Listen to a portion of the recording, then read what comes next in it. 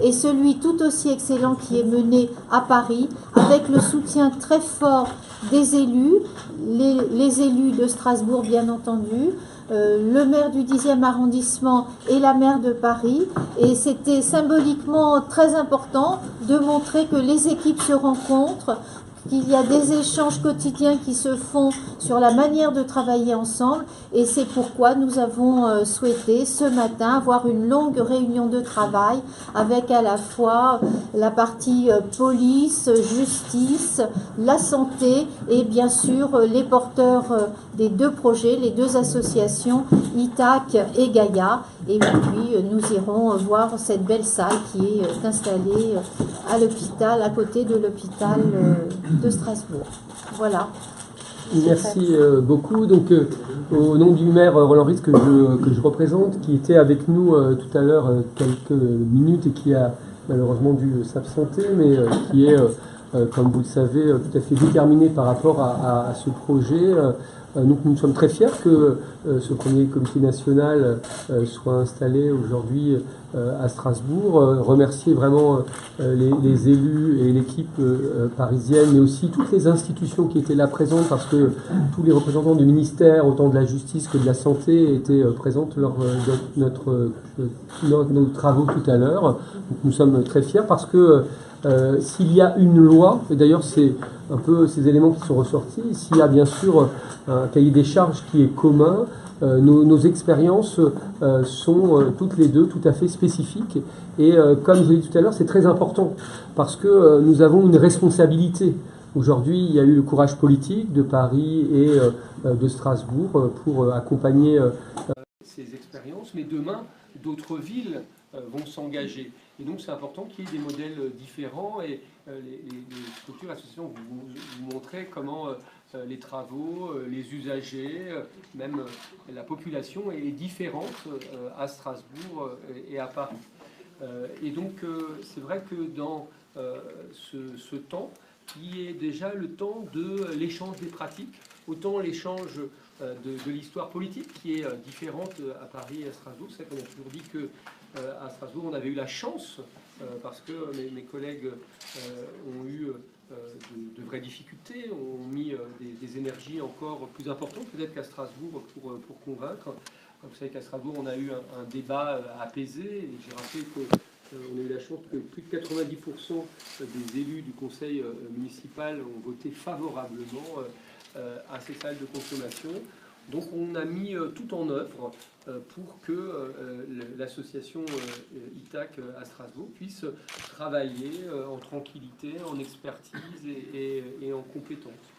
Et donc on voit bien que, je vais finir sur ça pour ne pas être trop long et laisser les autres intervenants et laisser le temps de l'échange, que et même à Paris aussi, on pourrait le dire, on voit que les appréhensions qui peuvent exister lorsque on est dans la pratique, hein, et monsieur le procureur, monsieur le directeur de la police l'ont rappelé, il n'y a aucune difficulté aujourd'hui autour de ces questions, il n'y a eu aucune difficulté de cet ordre-là. On voit que les appréhensions, notamment autour de ces questions judiciaires, lorsqu'on est dans la réalité du fonctionnement, eh ben, diminuent et disparaissent et c'était, en tout cas à Strasbourg, l'élément majeur pour montrer l'efficacité en termes d'accès aux soins, en termes de réduction des risques et des dommages, mais aussi en termes d'insertion sociale et professionnelle et d'accès aux droits et aux soins, puisque bien sûr ces salles de consommation ont pour objectif la santé publique et la tranquillité publique,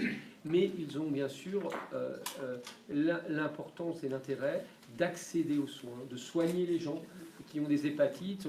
On l'a vu à Strasbourg et à Paris, beaucoup de gens ont encore des hépatites C, plus de 40%, mais une majorité de ces personnes aujourd'hui ne sont pas soignées. Donc oui, la réduction des risques, oui, la tranquillité publique, mais aussi la question de l'accès aux soins, de l'accès aux droits, de l'accès au logement, est quelque chose de fondamental. Et les évaluations scientifiques qui nous ont été proposées vont vers ces éléments-là. C'est-à-dire qu'on est en train de valider en France, qui existe bien sûr ailleurs, hein. Je vous rappelle pour les locaux que ça fait plus de 20 ans qu'en Allemagne les salles de consommation existent, plus de 30 ans qu'en Suisse les salles de consommation existent. Et donc souvent on nous disait mais oui, mais ces évaluations-là c'est dans d'autres pays, il y a d'autres réglementations. La France est très différente. Et donc, les évaluations scientifiques qui sont mises en place, dont les éléments de début d'analyse nous ont été communiqués tout à l'heure, montrent qu'on aura les mêmes résultats en termes de santé publique et de tranquillité publique. Voilà, monsieur. Monsieur Ferraud, le maire du 10e arrondissement de Paris. Merci à vous.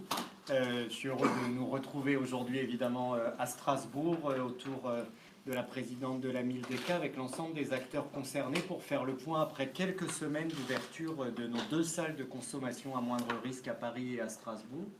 Nous avons pu voir d'ailleurs les points communs des projets et en même temps des situations qui sont elles-mêmes relativement différentes, parce que la situation des usagers de drogue dans nos villes sont différentes. Et dans le 10e arrondissement à Paris, la salle a été ouverte à proximité de la gare du Nord et d'une scène ouverte qui est importante.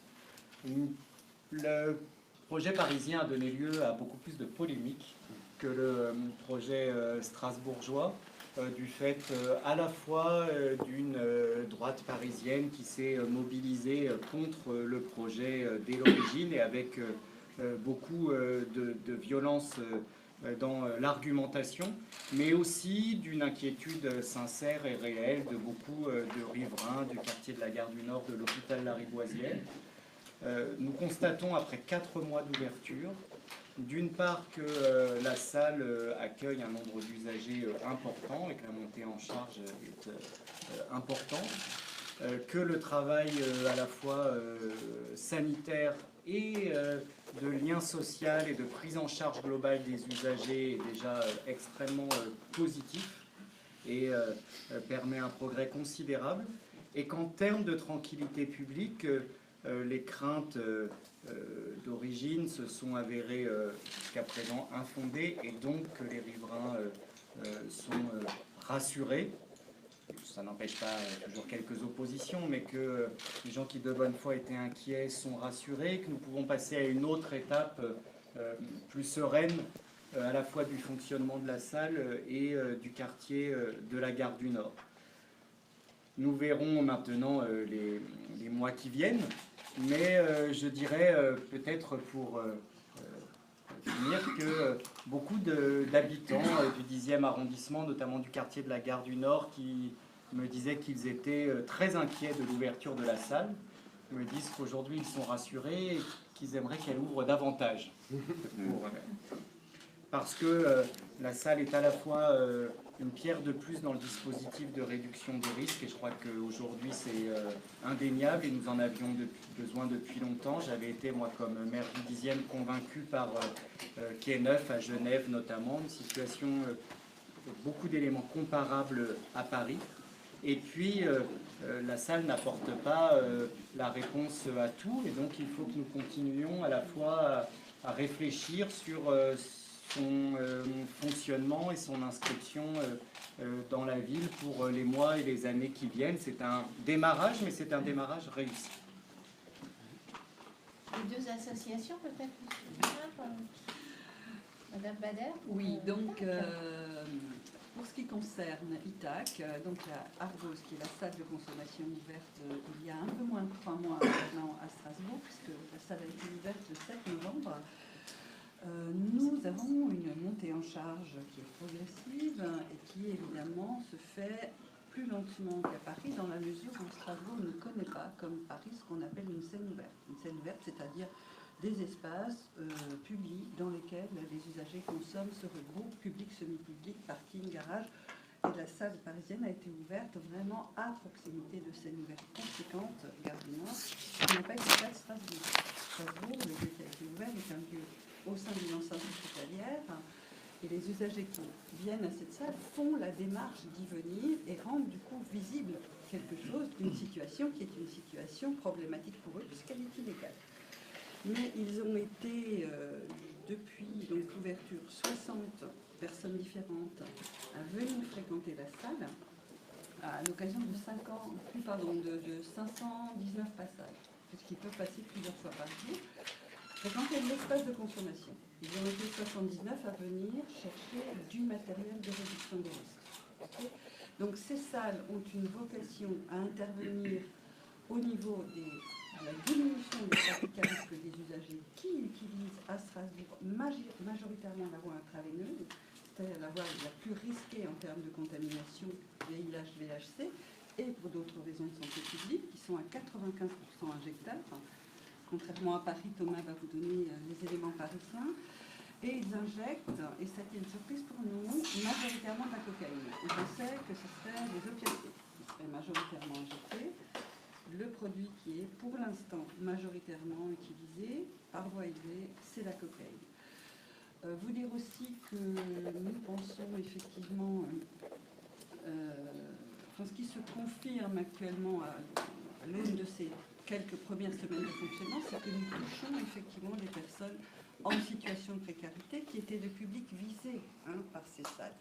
Ces usagers-là viennent, nous font confiance, en parlent autour d'eux, puisque le mode de connaissance qu'ont les usagers de la salle revient à 42% aux amis qui leur ont indiqué l'existence de ce lieu et qui les ont amenés vers ce lieu-là. Que vous dire encore?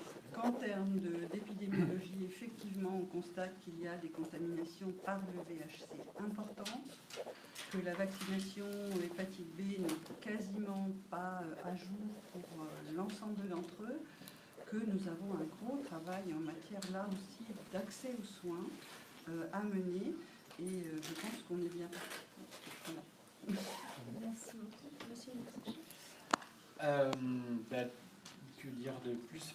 Daniel a bien résumé l'ensemble, une grande partie des éléments sur le public touché, le public visé et le public touché. Je crois qu'on rencontre vraiment les personnes qu'on attendait rencontrer à la salle de consommation à Paris. Donc là, on a donc une file active plus importante parce qu'on est au cœur d'une scène ouverte. Ce qu'on a longtemps dit, c'est que l'importance de l'implantation de la salle de consommation dans ce quartier-là, c'était son implantation au cœur d'une scène ouverte de consommation de drogue, avec des gens qui consommaient dans les toilettes publiques, dans les parkings, dans les espaces parapublics, cages d'escalier, etc. Donc là, sur les gens qu'on rencontre, plus de 50% disent consommer principalement dans l'espace public avant d'utiliser la salle de consommation. Et après, les autres, pour une partie, consommaient aussi dans l'espace public, mais pas principalement. Et près de 30% d'entre eux n'avaient aucun contact avec des structures médicales ou sociales. Donc c'est des personnes grandement désaffiliées, qui n'ont pas de suivi médical, social. Donc on touche le cœur de cible qu'on avait visé. Beaucoup ne connaissent pas leur statut sérologique hépatite C. Beaucoup n'ont pas de prise en charge pour s'ils sont VHC+, n'ont pas de prise en charge pour cette pathologie. On a 500 personnes différentes qui ont été vues sur la salle de consommation et on en est à 16 000 passages. Donc à l'heure actuelle, au 30 janvier, on est à 16 000 passages. Donc voilà, une grosse file active et donc on impact potentiel. Pardon, vous avez démarré quand? On a démarré le 17 octobre. Le premier jour d'ouverture, 17 octobre. On a été à 65 passages le premier jour. Là, actuellement, on est sur une moyenne de 175 passages par jour dans la salle de consommation, avec donc, uniquement des usagers qui sont injecteurs, donc des personnes qui injectent des produits, avec une possibilité d'inhaler les produits pour ces usagers de drogue injecteurs. Mais le gros de l'activité, donc 2/3 de l'activité, c'est de l'injection. Voilà, et après, on est heureux de pouvoir enfin proposer un endroit digne pour les personnes, une possibilité de consommer dans une certaine dignité. Il faut savoir que ces gens qui consommaient en bas des escaliers, des parkings ou dans les toilettes publiques jusque-là. Donc là, on a un endroit propre, du matériel stérile, des postes de consommation qui sont désinfectés, un personnel encadrant, une possibilité de proposer des soins, un accompagnement, des dépistages pour ces personnes-là. Ce que je vous disais, on touche la population cible, on accompagne vers du soin psychiatrique, somatique, dépistage, des consultations sociales et on espère on va pouvoir continuer ce travail d'accompagnement médico-social vers une amélioration de la situation de ces personnes.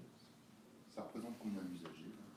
500 personnes différentes, 500 personnes différentes qui ont été rencontrées à l'heure actuelle. Et concernant les produits consommés, c'est comme Strasbourg, la cocaïne? Non, sur les produits consommés, on est sur quelque chose de différent. Principalement, c'est des opiacés, donc médicaments détournés de leur usage, Skenan et méthadone. Après, on a du crack aussi, fumé et inhalé. Fumé et injecté.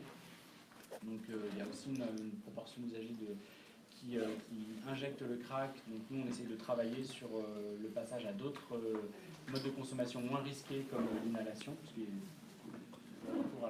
l'injection intraveineuse est plus risquée en termes de propagation de maladies infectieuses.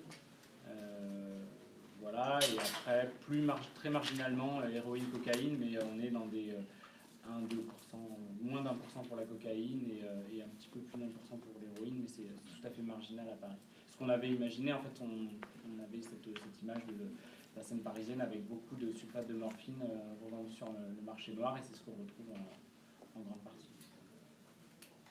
À votre disposition, bien sûr, pour les questions. Est-ce que, compte tenu de l'immense différence de présentation entre vos deux sites, vous pouvez réciproquement vous apporter des choses Alors déjà, si vous voulez, de politiquement et après on va techniquement, mais comme si vous voulez, c'est ce que je disais en introduction, c'est-à-dire que il y a aujourd'hui des modèles qui sont différents parce que le terrain est différent. Et c'est la force, si vous voulez, des territoires de s'adapter à cette réalité-là. Et c'est aussi la force de la loi qui a permis que des expériences aussi différentes, et on a beaucoup échangé autour de ces questions, puisque, comme on vous l'a dit, il n'y a pas de scène ouverte à Strasbourg, mais il y a des scènes diffuses. Il y a dans des parcs, il y a dans des caves, dans des endroits où il y a de l'injection, si vous voulez, mais elle est diffuse sur le territoire.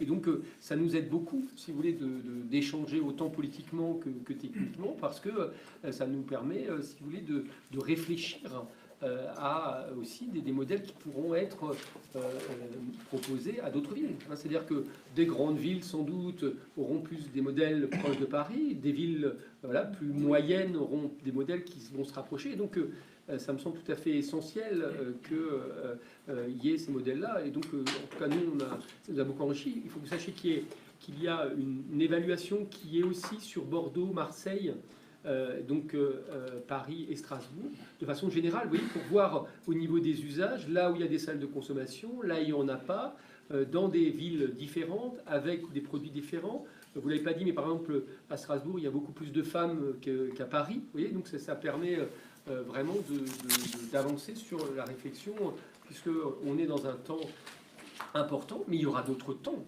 autour de ces questions sur la toxicomanie, et donc ce retour d'expérience et d'évaluation scientifique est fondamental pour Strasbourg et Paris, mais aussi pour la prise en charge des addictions en France.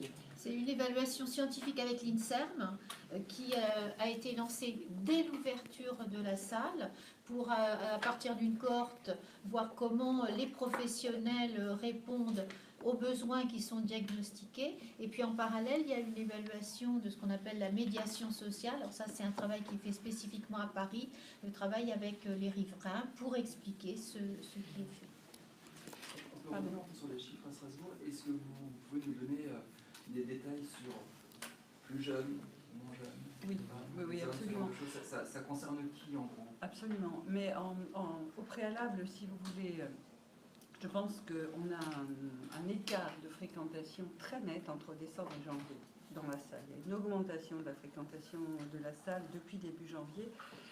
Décembre étant un contexte particulier à Strasbourg. Strasbourg, capitale de Noël, présence policière forte, donc des usagers extrêmement réticents à venir à la salle. Et on voit bien l'écart entre décembre et janvier en termes de fréquentation. Donc je pense qu'on ne peut pas... Si vous voulez extrapoler sur on n'a pas atteint du tout, nous, le maximum de fréquentation tel qu'on l'a pensé dans le projet. La montée en charge va être plus lente, c'est évident qu'à Paris.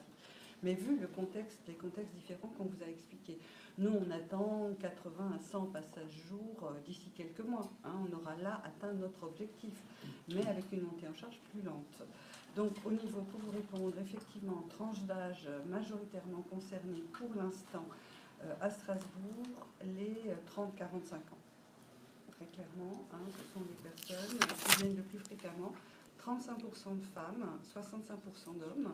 Moi j'ai été surprise, je pensais que c'était une fréquentation quasi, enfin un ratio quasi normal. Or Paris, Thomas, tu disais que vous n'aviez que 19% de femmes. 13. 13%. Mais c'est francilien, la fréquentation dans les CARU, des Lexapa, dans les PES, programme d'échange de seringues et les centres de soins en addictologie, ont souvent cette proportion entre 10 et 15% de oui, femmes. alors, oui, c'est ça. Et donc, des personnes en situation précaire, voire très précaire, au regard du logement, des ressources, de l'accès aux soins et de leur couverture sociale. Donc, c'est effectivement des personnes visées par le projet. Et on est très heureux qu'elles viennent, hein, et qu'elles viennent de plus en plus nombreuses, amenées par leur père, PAIRS, à la salle. Quand vous dites que vous êtes étonné par les femmes, ça veut dire que dans le travail que vous faisiez avant, vous n'en voyez pas autant? Non, non, pas du tout. Je suis étonnée par le faible taux de femmes présentes à Paris. Alors voilà, c'est ça. Quelle est la proportion d'Allemands? Pour l'instant, ils sont très peu nombreux à venir. On attend l'ouverture de la ligne du tram, la prochaine ouverture de la ligne du tram, pour voir effectivement si ça va faciliter l'accès aux soins des usagers allemands. On sait plus, je pense que ça va être une. Mais l'information commence tout juste à circuler en Allemagne. On a fait traduire des plaquettes en allemand. L'Eurodistrict est en train de traduire d'autres documents. Voilà. Je pense que ça va venir là aussi. Est-ce que dans vos objectifs, vous comptez aussi toucher plus de consommateurs d'opiacés? Parce que c'est ce que vous nous avez dit dans les moments du lancement et finalement Absolument. ils ne sont pas présents. Alors ils sont présents, mais le produit phare en ce moment utilisé, la cocaïne, mais en deuxième position viennent, comme à Paris, le Skénan, donc le sulfate de morphine et l'héroïne ensuite. Hein, cocaïne, et, sulfate de morphine, héroïne. Et quand vous additionnez Skénan, donc sulfate de morphine et héroïne, on est à quelques pourcents près de la consommation de cocaïne. Donc on est vraiment dans une consommation de substances effectivement injectées et qui posent problème en termes de réduction des risques de santé publique. Par contre, c'est un sulfate de morphine. C'est un médicament qui est détourné de son usage et qui est injecté. C'est un médicament qui normalement sert à traiter la douleur, notamment les douleurs très intenses, ce qu'on appelle un niveau 3, c'est ce qui est le plus fort pour traiter les douleurs, et qui est détourné de son usage, c'est-à-dire que les patients usagers de drogue l'utilisent, et notamment l'injectent pour avoir des produits, des effets morphiniques. Donc, même si bien sûr c'est pas la même origine, l'héroïne et le Skénan, mais on est dans la même recherche d'effets. C'est pour ça que Mme Elie disait que les opiacés sont quand même présents, si vous voulez, dans les deux salles, même s'ils le sont sous des formes différentes. En ce qui concerne Paris, vous aviez 175 passages par jour. Est-ce que vous êtes au taquet? Est-ce que vous avez encore de la marge? On a de la marge encore. On est là sur 115 et on a des pointes à plus de 200 passages par jour. On a eu une journée à 220. Voilà, on a de la marge. On pense pouvoir aller jusqu'à 250 passages par jour. Après, c'est des choses qui sont pas totalement prévisible dans la mesure où la fréquentation du quartier, le nombre d'usagers dépendent énormément de choses. Ça peut dépendre de la fermeture d'un parking, d'une ZSP qui va être décrétée à tel ou tel endroit et qui va provoquer des mouvements d'usagers. Ça peut être des plans de deal qui bougent dans la ville. On le voit à Paris. Le crack a bougé des quartiers de Launière, à Porte de la Villette, à Strasbourg-Saint-Denis. Donc voilà, il y a beaucoup de choses qui sont imprévisibles, mais on a une progression, il y a une montée en charge sur les premières semaines. Là, on est sur un plateau semi-incliné, quoi, où on continue de progresser, mais plus lentement qu'au début. On ne peut pas dire si ça va continuer sur cette progression-là, mais nous, on l'imagine et on le prévoit en tout cas. Vous arrivez de dire à quelqu'un revenez plus tard ou vous avez une salle d'attente? Comment ça fonctionne? On a une salle d'attente, comme à Strasbourg, en fait, on s'est calé sur des modèles qui est à l'étranger où les personnes rentrent, montrent le produit, disent qu'elles veulent consommer. Il faut qu'elle soit enregistrée dans nos logiciels. Et ensuite, si elle est enregistrée, on lui donne un ticket et elle attend son tour dans la salle, dans un espace d'attente. Et quand son numéro est affiché, il y a un intervenant qui vient l'ouvrir à la porte et qui l'accueille dans l'espace de consommation. Donc ouais, les gens attendent. Au début, il n'y avait pas du tout d'attente parce qu'il y avait de la place, il n'y avait pas beaucoup de passages. Après, en général, il y a toujours un moment dans l'après-midi où il y a de l'attente sur l'espace de conso. et les gens attendent leur tour. Pour en revenir sur la proportion des femmes qui est différente entre Paris et Strasbourg, est-ce que c'est une différence que vous avez déjà observée avant? Et est-ce qu'il y a une explication? Est-ce que c'est le fait que ce soit une scène ouverte qui chasse un peu les femmes? Scène ouverte, je sais pas, c'est dans les carrus parisiens, sur les différentes scènes de Paris, du nord au sud, est-ouest, il y a cette proportion de femmes entre 10 et 15%. C'est quelque chose, c'est un schéma qu'on retrouve. Nous, sur le carud de Gaïa, qui était, dont le camion était 5 jours par semaine à Gare du Nord, donc à 10 mètres de là où se trouve la zone de consommation, on avait les mêmes proportions de femmes. Donc c'était quelque chose qui était attendu. Alors après, les explications, il y a certainement des explications sociologiques, mais là, je pense que l'OFDT ou l'étude de Marie l'évaluation nous permettra de mieux cerner cette problématique. Certainement des problématiques, mais il y a des problématiques d'accès aux produits, d'accès au matériel, d'accès à l'argent, sociologiques complexes derrière, mais que là, je serais bien normal de vous expliquer en détail. Qu'on investigue, qu'on approfondisse sur cette question-là. À quel stade de l'expérimentation est-ce que l'on décidera de son éventuelle extension, ou est-ce que ça dépend simplement de candidatures d'autres villes? Le plan gouvernemental de lutte contre les drogues et toxicomanie 2013-2017 a prévu une expérimentation de 6 ans. Donc au terme des 6 ans, à partir de l'ouverture de la première salle, la décision sera prise en s'appuyant sur les évaluations de la généralisation. Il doit normalement y avoir une 3e salle, puisqu'il était prévu dans le plan 2 salles, voire 3. Donc il sera possible d'adjoindre à l'expérimentation actuelle une 3e salle jusqu'aux 6 ans. Actuellement, il y a un projet, une ville candidate. Il y a eu plusieurs villes candidates, mais qui ne remplissent pas forcément les conditions qui sont mises pour l'ouverture d'une salle, en particulier l'implication très, très forte des élus. Et donc, si vous voulez, c'est vrai que c'est ce que j'ai dit tout à l'heure, on a une responsabilité par rapport à ces extensions, puisque bien sûr, les élus regardent ce qui se passe, tant au niveau politiquement qu'au niveau scientifique. Et donc, tout ça, je disais que les 2 modèles sont importants parce qu'il y a des spécificités qui peuvent intéresser des villes. Et donc, on a cette nécessité, et on le fait, d'évaluer, d'observer, de travailler avec tous les acteurs, que ce soit de la santé et de la justice, parce que c'est notre conviction à Paris et à Strasbourg que c'est une avancée aujourd'hui très importante dans la réduction des risques et de la prise en compte des toxicomanes. Et donc on veut que ces expérimentations puissent demain, alors ça ne sera pas demain, ça sera après-demain, puisse être une possibilité que dans toutes les grandes villes de France, on ait à terme, il n'y a pas de raison, une salle de consommation à moindre risque.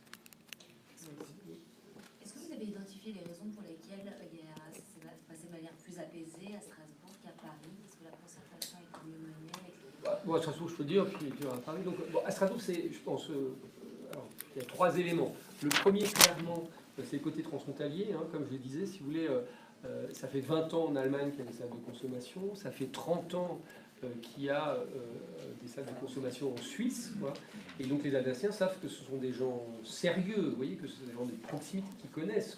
Et donc si ces pays limitrophes avec qui on a des liens historiques, réguliers, ont mis en place ces éléments, c'est qu'il y a des raisons très importantes. Donc, on a dit ça, c'est ce qu'on appelle l'humanisme régnant, le côté transfrontalier, tous ces éléments-là sont des éléments très importants. Le deuxième, le maire l'a rappelé tout à l'heure, quels que soient les partis politiques à Strasbourg, il y a l'histoire de Strasbourg qui vient de ce qu'on appelle notre histoire bismarckienne, qui fait qu'on a une histoire de prise en compte de la santé et du social qui est très spécifique dans notre ville. On est une dernière ville de France à avoir regardé toutes ces compétences, des centres médico-sociaux, de la PMI, de la santé scolaire, qui a commencé en 1900 ici, de s'occuper des plus précaires. Bien sûr, ce n'était pas les toxicomanes à cette période-là, c'était d'autres réalités, des démunis, voilà. Et donc ça, c'est aussi quelque chose qui est ancré dans notre histoire. Et ensuite, alors, il y a eu, alors ça c'est plus politicien, on va dire,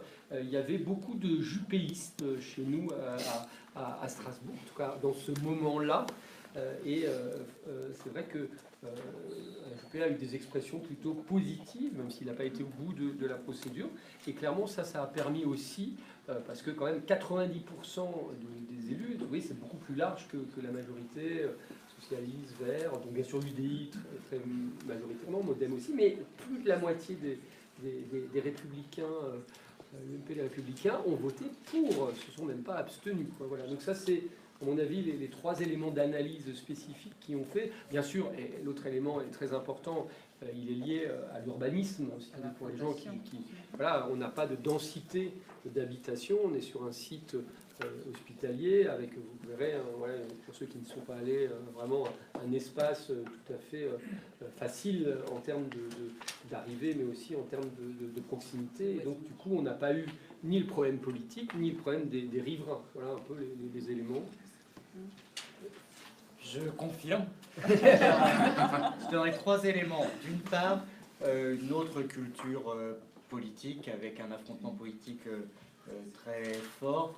Je ne voudrais pas démystifier une MKM moderne et ouverte sur les questions de société, mais dans le débat politique parisien, ce mythe ne correspond pas à la réalité. Et bon, la droite parisienne a fait de cette question un enjeu très fort, remettant en cause d'ailleurs une tradition ancienne, c'est-à-dire quand Jacques Chirac était maire de Paris, il avait fait franchir à la réduction des risques des progrès importants, avec Michel Barzac à l'époque.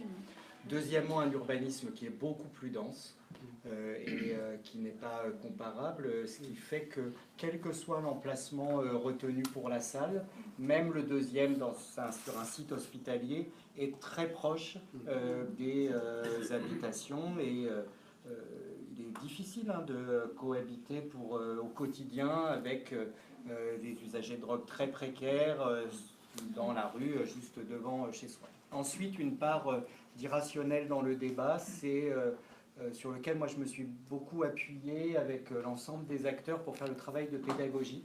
C'est-à-dire que si vous reprenez l'ensemble des oppositions avant l'ouverture de la salle, elles ne décrivaient la situation actuelle alors que la salle n'existait pas. C'est-à-dire la difficulté de vivre dans un quartier très dégradé dans son cadre de vie par la présence de groupes d'usagers de drogue très précaires dans l'espace public, consommant et puis restant dans l'espace public. C'est-à-dire que finalement, on en venait dans le débat à reprocher à une salle qui n'existait pas la situation préalable à son ouverture. Donc avec d'ailleurs le mythe que ça pourrait disparaître, le problème pourrait disparaître comme par enchantement.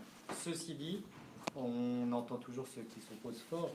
Moi, comme maire, j'ai toujours été convaincu que la majorité des habitants du quartier de la Gare du Nord étaient favorables à l'expérimentation de la salle. Et je suis certain que c'était le cas, et ça se voit aujourd'hui après l'ouverture où les choses sont beaucoup plus apaisées et où, y compris tous les gens qui étaient attentifs, interrogatifs, sont rassurés et puis voilà, passent à autre chose. Voilà, comme souvent d'ailleurs, après l'ouverture d'un lieu, la polémique est beaucoup plus forte avant l'ouverture qu'après l'ouverture. Ça nécessite un bon travail de coordination entre la salle et la police. Et ça nécessite un grand professionnalisme de l'association gestionnaire de la salle, ce qui est le cas en l'occurrence. Et je veux bien illustrer par une chose très simple. Hier soir, il y avait un conseil de quartier dans ce quartier-là, avec à l'ordre du jour notamment un bilan à 3 mois de la salle, une affiche, des tracts dans les boîtes aux lettres dans tout le quartier depuis plusieurs semaines. Hier soir, le sujet a été évidemment traité pendant une bonne dizaine de minutes, avec en présence de cette réunion de l'opposition municipale de droite du 10e arrondissement, avec un ou deux acteurs associatifs qui ont plutôt jusqu'à maintenant montré un certain scepticisme ou posé quelques jalons voilà, d'interrogation sur certains points. Presque aucune question sur le bilan, tellement le bilan de fréquentation, de gestion du quartier en termes de tranquillité publique était accepté par l'ensemble des gens, qui étaient quand même plusieurs dizaines dans la salle.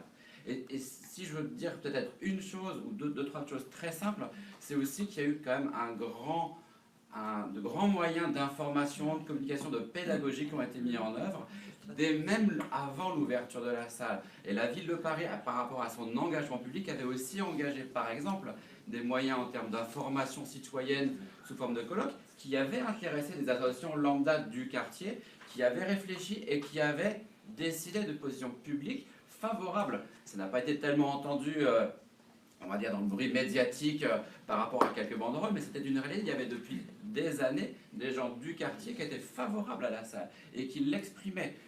La ville de Paris avait aussi, par exemple, subventionné l'association Gaïa avant même l'ouverture de la salle, de manière à ce que l'équipe soit d'ores et déjà connue par les habitants et soit au contact des commerçants, des riverains. Et ça, je pense que ça fait partie des choses qui ont très rapidement permis de diffuser et d'infuser des messages très clairs.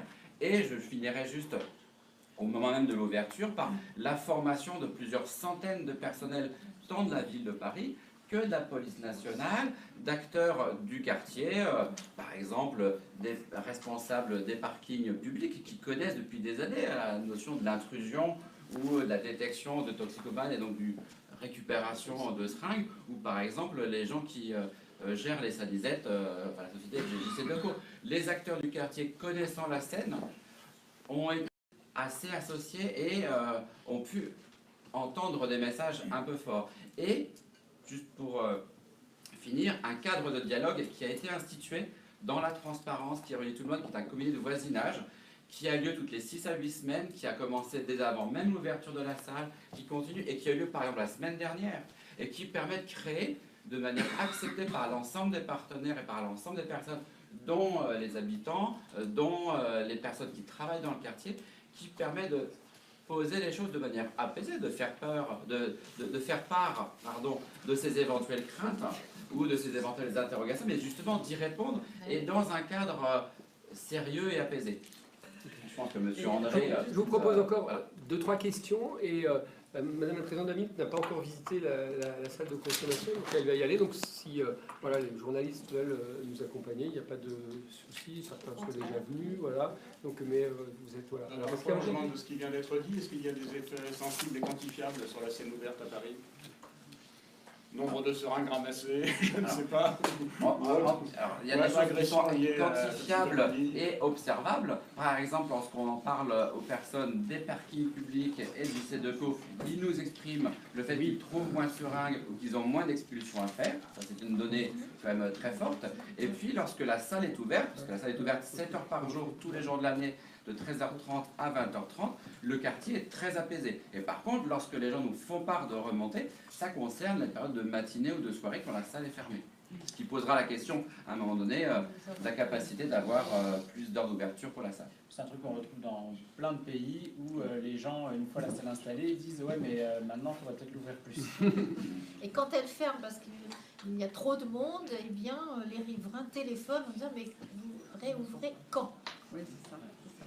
Et pour ce qui concerne Strasbourg, le climat continue d'être apaisé parce qu'on n'était pas du tout sûr qu'on n'aurait pas quelques remontées désagréables au moment après l'ouverture.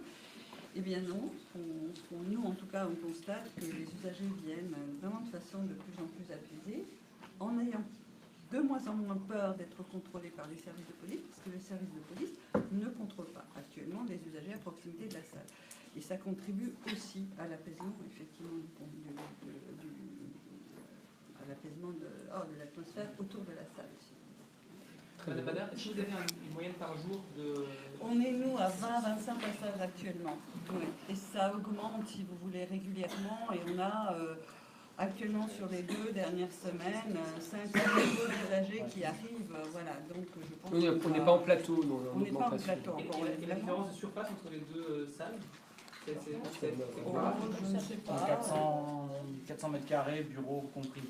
Et voilà, nous on a 400 mètres carrés dont l'essentiel est dédié à la consommation, à l'accueil et au repos. Oui. Ok. J'ai une dernière question. L'engagement de 6 ans, quelle est la solidité? On est en année électorale. Est-ce que s'il y a un changement gouvernemental, est-ce qu'il y a une possibilité que le nouveau gouvernement décide de couper une lettre? Tout est possible, mais on a une loi. Cette loi, elle a inscrit la réduction des risques, l'expérimentation de salles de consommation à moindre risque, comme étant un élément très important de santé publique. Moi, je verrais mal un gouvernement, quelle que soit son étiquette, fermer un dispositif qui permet de lutter contre les contaminations de VIH et de VHC et qui apporte plus de tranquillité publique dans un quartier. Vraiment, l'analyse politique, elle est comme telle. C'est-à-dire qu'aujourd'hui, même à Paris, on voit que les choses sont apaisées, qu'il y a une majorité de la population française et même des riverains qui y sont favorables, que les évaluations sociales, sanitaires vont être positives. Je ne vois pas vraiment qui aurait, je veux dire, l'incongruité d'arrêter ce dispositif. Vraiment, moi, je n'ai pas d'inquiétude sur ça. C'est pour ça qu'on travaille très sérieusement, qu'on travaille tous ensemble sur ces questions. Et donc, en tout cas, moi, je n'ai pas d'inquiétude sur cette question, parce que, comme on vous l'a dit, le débat politique, il est souvent avant, quoi. Une fois qu'on est dedans et on l'expérimente nous, on voit que les choses se passent bien. Donc, il y aurait une grande difficulté à un nouveau président d'arrêter ce type de fonctionnement. C'est vraiment très difficile. Mais revenir en arrière en matière de santé publique, c'est prendre quand même une lourde responsabilité. En termes de contamination, je vois pas à nous de continuer dans les mois qui viennent de montrer l'utilité, l'efficience des 2 premières salles de consommation ouvertes, avec l'idée en effet ensuite de pouvoir diffuser ce modèle. Mais je ne pense pas que le nouveau gouvernement reviendra en arrière sur la santé publique, prendra cette responsabilité-là, alors que les salles montrent qu'elles fonctionnent de manière aussi sereine dans leur environnement. Juste un chiffre là-dessus, c'est 50% des gens avant de venir à la salle réutilisaient leurs seringues ou leurs aiguilles. Avec la salle, l'objectif et ce qu'ils font, c'est qu'ils réutilisent moins ces seringues et ces aiguilles. Donc fermer la salle, ça veut dire que les gens recommencent à réutiliser le matériel, recommencent à prendre des risques infectieux. Donc comme disait Rémi Ferraud, c'est une responsabilité en termes de santé publique. Ok, écoutez, on Merci va... à vous. Quelques interventions.